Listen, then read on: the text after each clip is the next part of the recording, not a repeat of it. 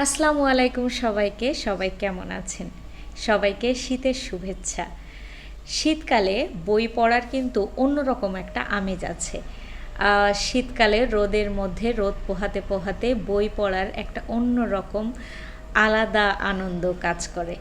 তো আজকে যে বইটি নিয়ে কথা বলবো, বইটির নাম মরিশাকি বইঘরের দিনগুলো। অনেকেই বইটি পড়েছেন, বিশেষ করে যারা প্রথমে বইটির নামটা শুনবেন, মরিশাকি বইঘরের দিনগুলো, নামটা যে কোনো বই প্রেমীকে অ্যাট্রাক্ট করবে। কারণ এখানে যে শিরোনামটা দেওয়া আছে, সেখানে প্রথমেই যখন আমরা দেখব যে বইঘরের দিনগুলো, তখন সবার মনে একটু অন্যরকম আগ্রহ প্রকাশ করবে যে কি হতে পারে। এটা লেখক সাতোশি ইয়াগিসাওয়া, উনি একজন জাপানিজ লেখক, অত্যন্ত ভালো লেখেন। তো তারই আজকে মরিশাকি বইঘরের দিনগুলো নিয়ে আমি আজকে কথা বলতে চলেছি। এই উপন্যাসটির মূল কেন্দ্রীয় চরিত্রে যিনি আছেন তার নাম তাকাকো। তাকাকো হচ্ছে একজন মেয়ে, জাপানি মেয়ে। তো উপন্যাসটা শুরু হয় তাকাকোর জীবনের একটা পরিবর্তন দিয়ে, ঝড় দিয়ে। আমাদের জীবনে, অনেকের জীবনে ঝড় আসে, সেই ঝড়টাকে আমরা কখনো মেনে নিতে পারি, কখনো বা সেই না মেনে নেওয়াকে সাথে করে চললে আমাদেরই ক্ষতি আমরা করে ফেলি। তেমনই তাকাকোর জীবনে একটা ঝড় আসে এবং সেই ঝড়টা তার জীবনকে পরিবর্তন করে দেয়। সেটা নিয়েই এই লেখাটা, মরিশাকি বইঘরের দিনগুলো। ঝড় আসার পরে সে যে তার মামা, সাতারু মামা যিনি আছেন, ওনার একটা বইঘর থাকে, সেটা হলো মরিশাকি বইঘর। এবং তাকাকো প্রথমে যে মানে বইঘরে অনেক বেশি একাকী বোধ করতে থাকে, এত বইয়ের মাঝখানে সে নিঃসঙ্গ বোধ করতে থাকে। এখন আমরা যারা বইপ্রেমী আছি, আমাদের কাছে মনে হবে এতগুলো বই যার আশেপাশে আছে, সে কেন নিঃসঙ্গ বোধ করবে। আসলে তাকাকোর কিন্তু তখন বই পড়ার অভ্যাসটা ছিল না।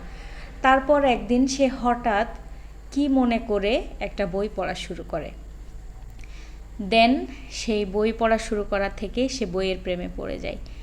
আমরা একটা জিনিস কল্পনা করতে পারি যে তাকাকো এমন একটা লাইব্রেরির মধ্যে বসে আছে, বইয়ের লাইব্রেরির মধ্যে, যেখানে কি না আশেপাশে অনেক বই, অনেক মানে বইয়ের একটা আলাদা গন্ধ সে সবসময় পাচ্ছে। সে আশেপাশে অনেক বই দেখতে পাচ্ছে। জিনিসটা আমরা যারা বই প্রেমী আছি বা যারা বই পড়তে আপনারা পছন্দ করেন, আপনারা কিন্তু রিলেট করতে পারবেন যে কত আনন্দের। এরপর আস্তে আস্তে তাকাকো সেই বইয়ের মাঝখানে ডুবে যেতে থাকে। এখানে আরও একটা চরিত্র আছে, তার মামি। সেই মামি আবার নতুন করে ভাবতে শেখায় জীবনকে। মানে আমরা যারা অল্পতেই অনেক বেশি ভেঙে পড়ি অনেক কারণে, তাদের জন্য হিলিং একটা বই হতে পারে মরিশাকি বইঘরের দিনগুলো। নতুন করে ভাবতে শেখা, নতুন করে পথ চলা। কখনো মনে হতে পারে যে আমরা ছোট্ট একটা নির্জন কোণে বসে আবার নতুন করে ভাবতে শুরু করতে পারি। যারা অনেক বেশি ফাস্ট বই পড়তে পছন্দ করেন, তাদের কাছে হয়তোবা এটা অতটাও ভালো লাগবে না। ইনফ্যাক্ট আমি অনেক ফাস্ট বই পড়ি, সেখানে আমার কাছে বইটা ভালো লেগেছে। এর কারণ আছে। কারণটা হলো বইটাতে অন্যরকম একটা মেসেজ দেওয়া হয়েছে, যে নতুন করে শুরু করার মেসেজটা, এটা আমার কাছে খুব ভালো লেগেছে। তবে আমি টানা পড়তে পারিনি, যেটা সত্যি কথা বলবো। আমি সাধারণত একটা বই শুরু করলে সেটা আমি দ্রুত শেষ করে ফেলি, কিন্তু বইটা আমি টানা পড়তে পারিনি। বেশ অনেক দিন ধরে অল্প অল্প করে পড়েছি। তবে উনি যে বেশ ভালো লেখক সেটা আমি বুঝতে পেরেছি। অনুবাদ করেছেন আজাদ চৌধুরী। অনুবাদটা খুবই ভালো। আমি বইটা নিয়েছি বুক ক্যাফে যশোর থেকে, প্রিমিয়াম প্রিন্টের বই। এবং এই অনুবাদটার একটা আলাদা ক্যাপাসিটি আছে, সেটা হলো বইয়ের মাঝখানে কিছু জাপানি ভাষা ব্যবহার করা হয়েছে, হয়তোবা আমাদের বুঝতে প্রবলেম হতে পারে। সেই কারণে যিনি অনুবাদ করেছেন, আজাদ চৌধুরী, উনি সেই লেখাগুলোকে ট্রান্সলেট করে আবার বুঝিয়ে দিয়েছেন।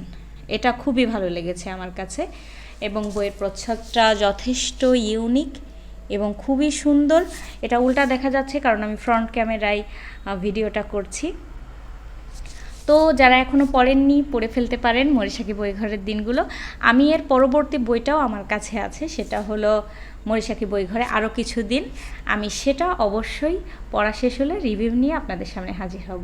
আজকের মতো এই পর্যন্তই। আল্লাহ হাফেজ।